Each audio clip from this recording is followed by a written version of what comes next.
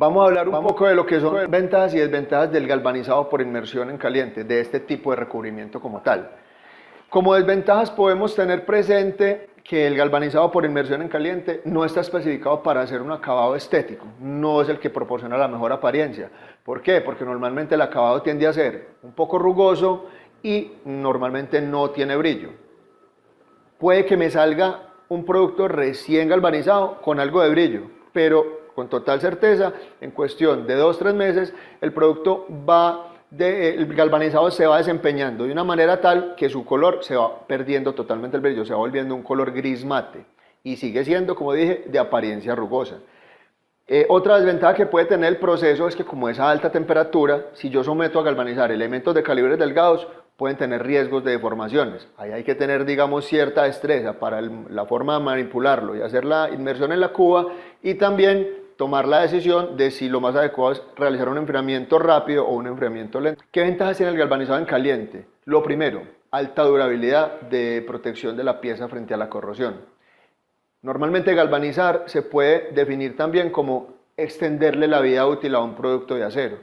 La durabilidad de un producto, de un recubrimiento, con respecto al ataque a la corrosión, está en función del espesor de recubrimiento que éste tenga, porque finalmente la corrosión lo que va a hacer es un ataque a la superficie donde se me va comiendo o deteriorando esa capa y entre más capa tenga yo, más voy a tener protección.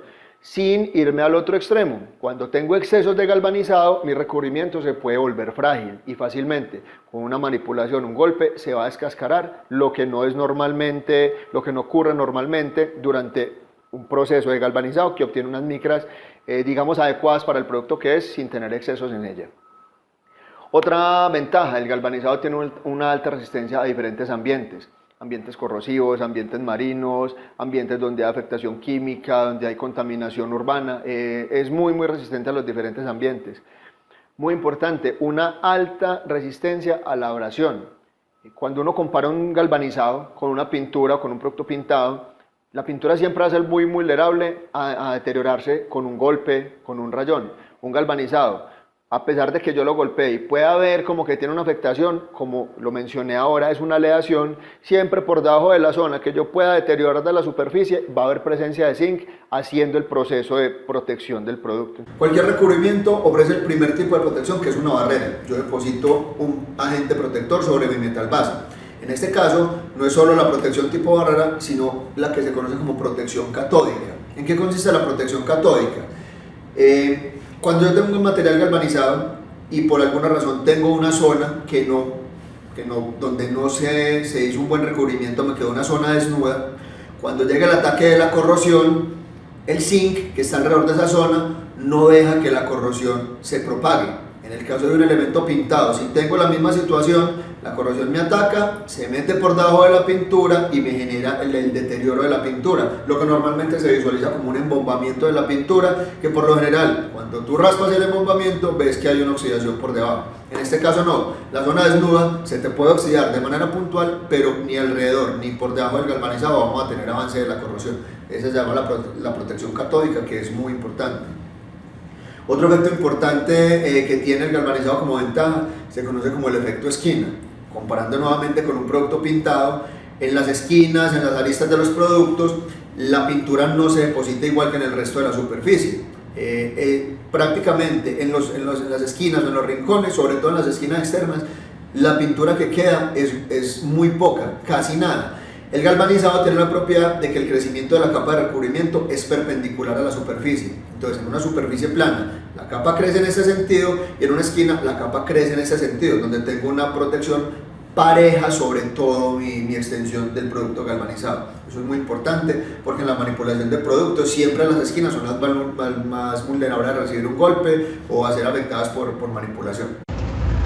Adicionalmente a las protecciones ya mencionadas, hay otra forma de protección del galvanizado que se conoce como la pátina. Es la formación de una capa que se conoce como la pátina. Esta capa es que cuando el galvanizado está expuesto a su desempeño normal, me refiero pues expuesto a ambiente atmosférico, el zinc empieza a reaccionar con la humedad del ambiente, formando un hidróxido de zinc. Este hidróxido de zinc posteriormente reacciona con el CO2 del ambiente formando un carbonato de zinc. Este proceso de formación de ese carbonato de zinc puede estar comprendido entre unos 2 y 6 meses después de que el material está en uso y se genera esta capa protectora que tiende a verse como un polvillo claro, blanquecino en la superficie.